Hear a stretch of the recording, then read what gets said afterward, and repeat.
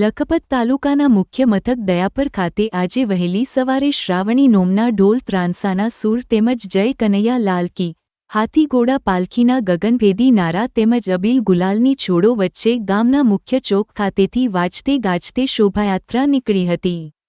બાદમાં અહીંના bus station પર બાંધવામાં આવેલી મટકી ફોડ ગોવાળિયાઓ દ્વારા ફોડવામાં આવી હતી।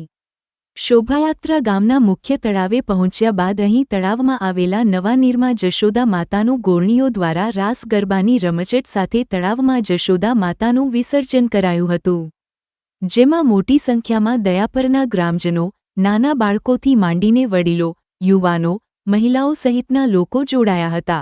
દયાપરમાં રબારી સમાજની મહિલાઓ દ્વારા પણ વાજતે ગાજતે દયાપર ગામના મુખ્ય તળાવમાં જશોદા માતાજીની મૂર્તિનું વિસર્જન કરવામાં આવ્યું હતું। આ વિડિયો લાઈક કરવા અને શેર કરવા વિનંતી છે। જો તમે હજુ સુધી આ ચેનલ સબસ્ક્રાઇબ ન કરી હોય તો આ ચેનલને સબસ્ક્રાઇબ કરી બેલ આઇકોન દબાવવા વિનંતી છે।